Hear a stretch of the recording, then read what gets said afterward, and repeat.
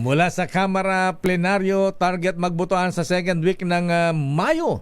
21 out of 39 na boto mula sa mga miyembro ng House Justice Committee. Kakailanganin daw Sister L para ideklara nga may probable cause ang mga reklamo laban kay VP Sara Duterte Carpio. Ayan na para may file ang impeachment complaint sa Senado. Pero dadaan pa sa plenaryo yan eh. Ayan na. Arrest number 12, Milky Regular, please come in. Manang Milky.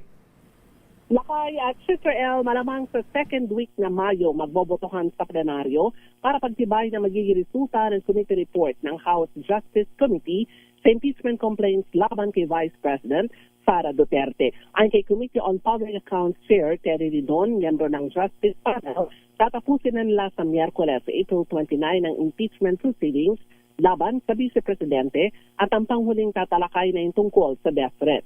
Bubuksan na rin ang selyadong kahon na naisumite ng Bureau of Internal Revenue noong nakaraang hearing na naglalaman ng records ng income tax returns na mag-asawang VP Sara at Attorney Manasseh Carpio. Sabi ni Don, 21 votes lang mula sa kabuang 39 members ng House Justice Committee ang nakailanganin para ideklarang may probable cause sa mga articles of impeachment laban sa Vice Presidente.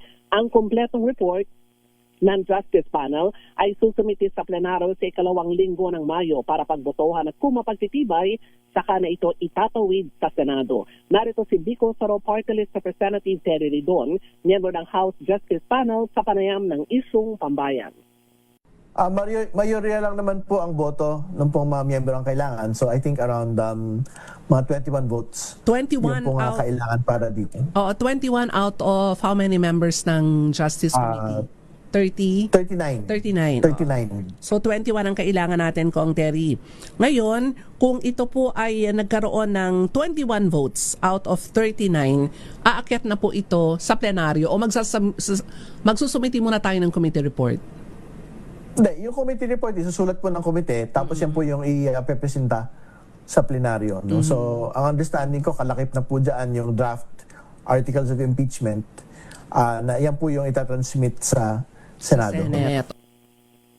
Una rito Lakay at Sister L, sinabi ni Ridon sa usapin ng unexplained wealth na kasi siguro ng may probable cause at saklaw nito ang betrayal of public trust at culpable violation of the Constitution. Ako si Neil Gregorio para sa Yes, Lakay. Kailan naman isasala ito sa plenaryo?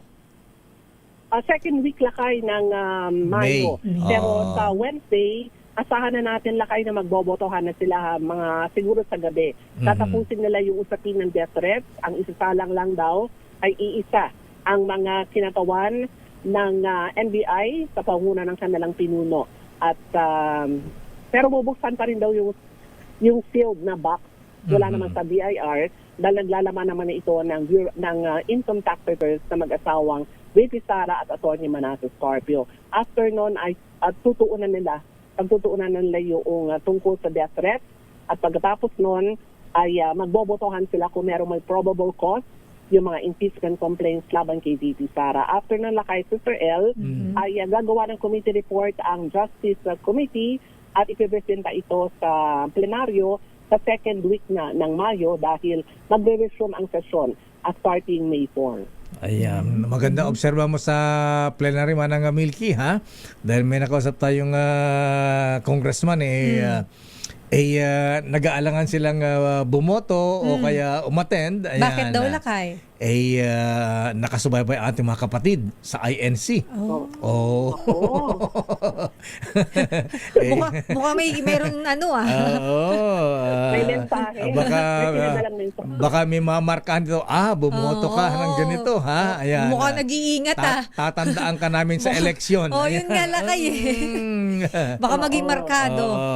Alam mo, Lakay at Sister El, totoo yan, yung sinasabi ni Lakay, na naririnig ko rin yan dun sa ilang mga mambabatas. Pero ang sabi nga nila, kung talagang mabigat yung mga alegasyon, ay baka tignan nila yung merito noong mga reklamo laban sa Vice Presidente. So abangan natin Lakay.